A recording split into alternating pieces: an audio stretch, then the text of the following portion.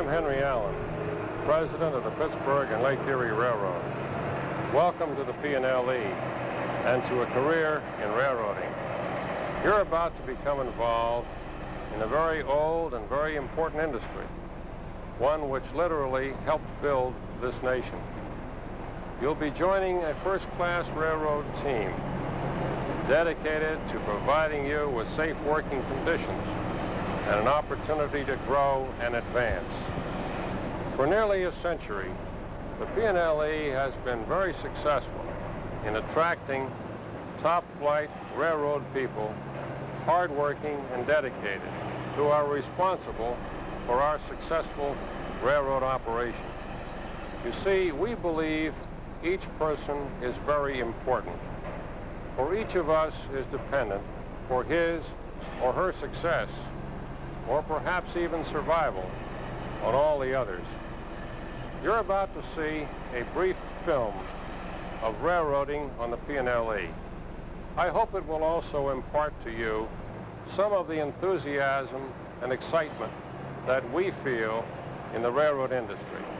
So welcome aboard. I hope you'll be as pleased and proud to be a member of the Pittsburgh and Lake Erie Railroad team as I am.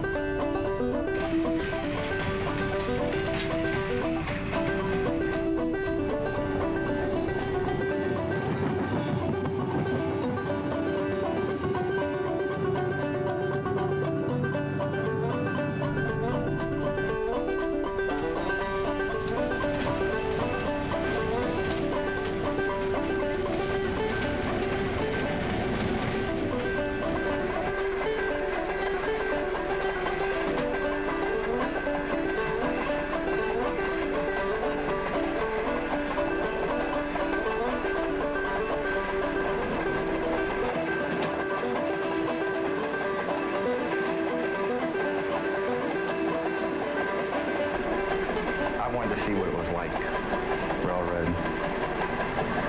My job mainly as a brakeman is moving freight, switching cars, placing them, delivering them. You're not in one spot. You get to move from yard to yard, or you can even go on a road.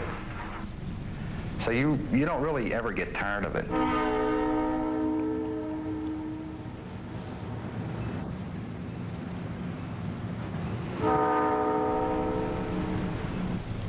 You got to be careful. You always got to be watching for close clearance. You're hanging on the side of the car, and it's going down the track, and you're getting kind of close. You better move out of the way, or you can get knocked off or squeezed. Just don't get hurt. That's what they specify mostly in railroad safety. It takes a lot of people to keep the railroad moving. Trains run 24 hours a day, 365 days a year.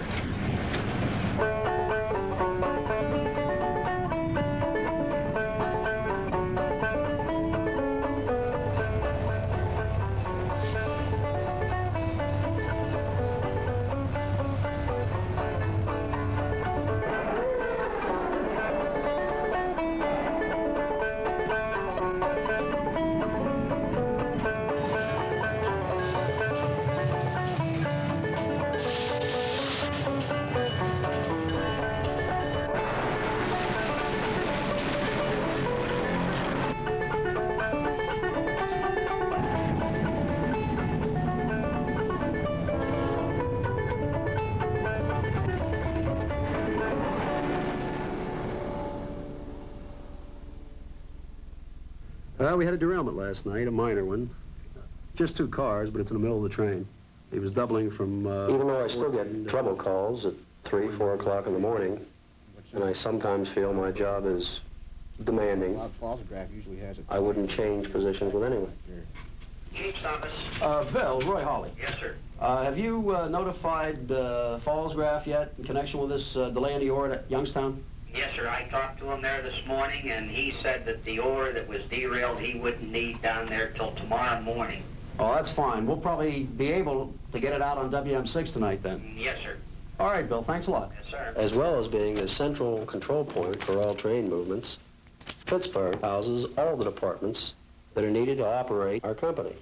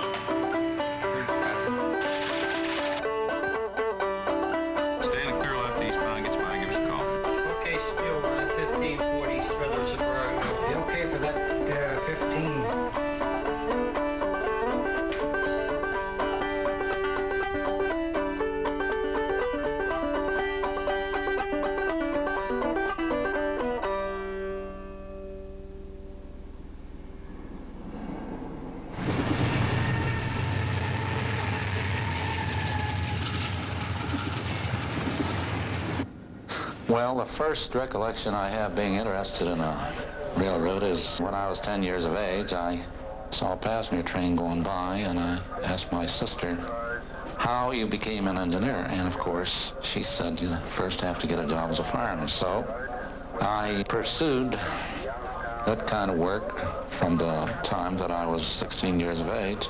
Since 1923, that's 52 years now. In those days, if you were out in the country and no matter what you were doing, the roar and the thunder and the fire, the breathing, the smoke and everything else, it just kind of stirred up the imagination.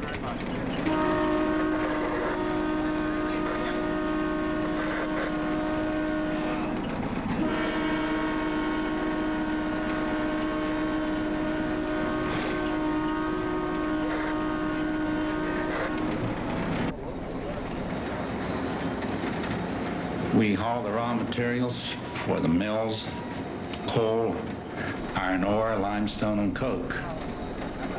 Anywhere from 10,000 to 18,000 ton per train. And that's a lot of coal in a train, I'll tell you.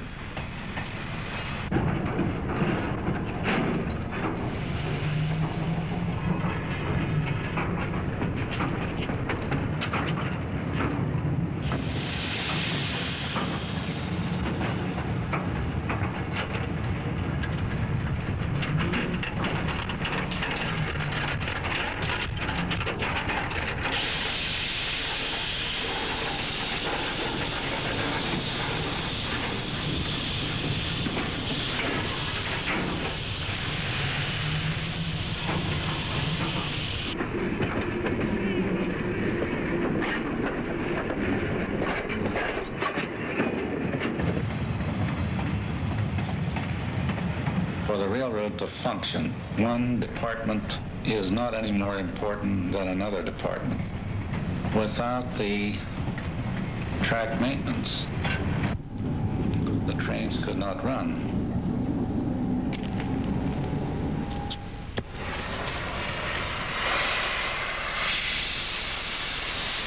You get a call at 1 o'clock or 2 o'clock in the morning, you're in a nice warm bed, and they say, John, come on out, we got a broken rail. So you put on your long underwear and your thermo shoes and you go out there, and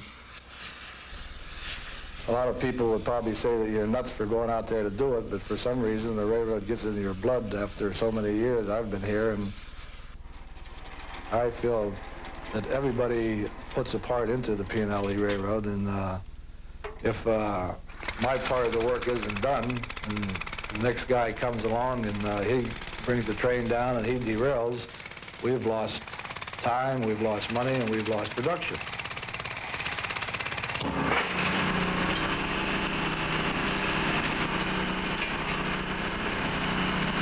In comparison, today's times are far superior than it was years ago when we handled any type of material, rails, ties, anything that was heavy that required anywhere from 6 to 18 or 20 men. We could do with one man and a piece of equipment.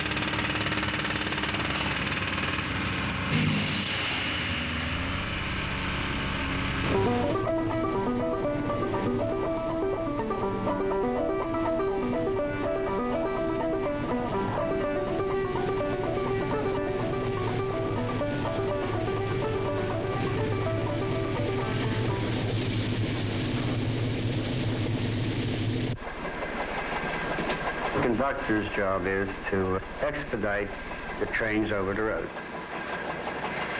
He gets his instructions from Pittsburgh, and wherever they want the cars, well, that's where you take the cars and set the cars off at certain station points. And if there's any pickup, you pick up.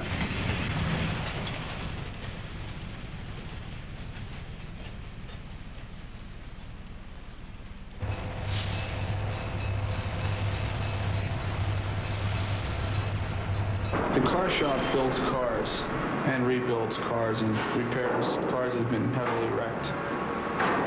This is similar to an automobile body shop. When a car is severely damaged, we cut it to pieces and put it back together.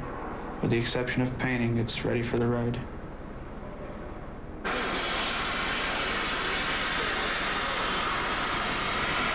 I haven't had much trouble as a foreman having people work for me. I ask people to do what I would like to have done, and by asking them, I usually get good results. I think if you go around demanding things, people slow down on you. They expect you to treat them like a person. And if you treat them as you'd like to be treated yourself, everything runs a little smoother.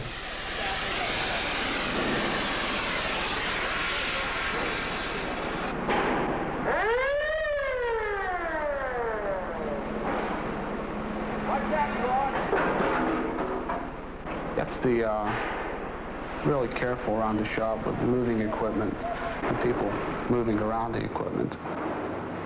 Any accident is one too many. You don't like to see anyone get hurt, put out of work.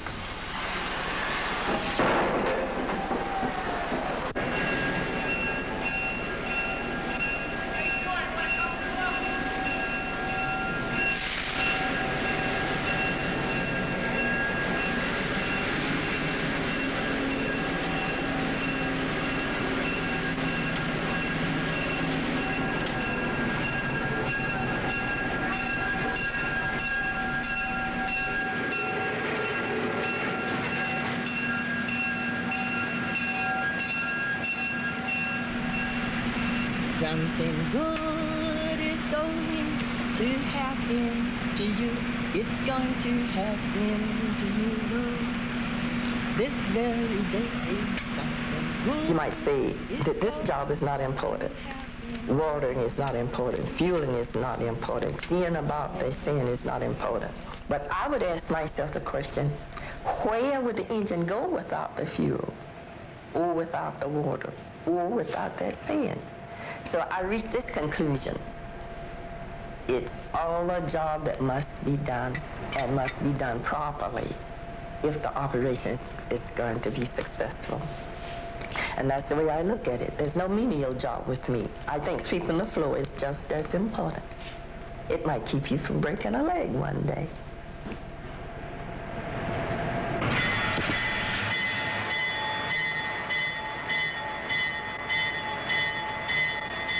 The diesel shop rebuilds and maintains the engines. We have the electricians, the boiler makers, welders, painters, carpenters, mechanics, sand operators, the hustlers, the laborers. A lot of people work together to keep the diesels running.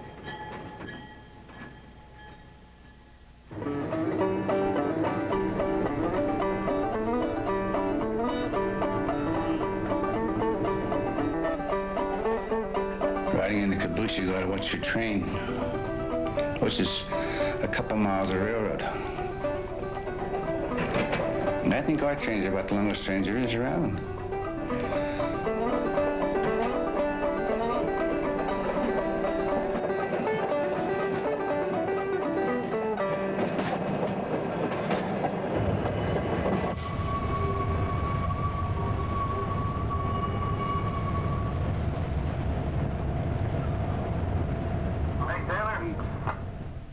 Take 2 boxcars into 15 Matthews and see what happens. We receive trains off the P&LE and the foreign railroads, and we classify them. There's never a dull moment. The phone rings constantly. Every time somebody calls, it's a decision. That yard is so busy that you are more or less like a traffic cop. You got to say, you go, you stop, you wait, now it's your turn. It's a continuous movement, east and west.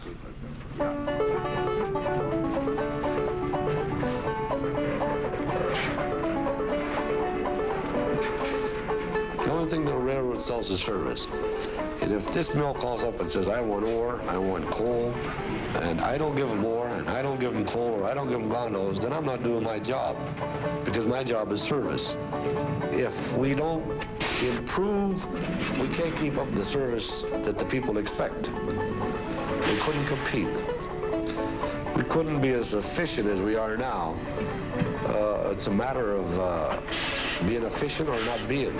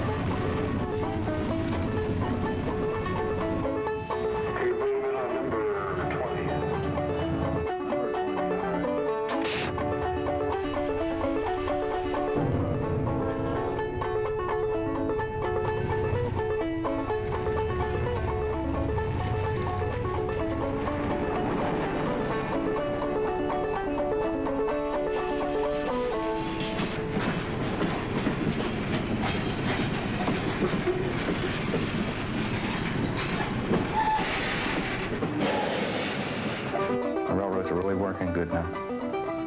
I think it's one of the better jobs you can have.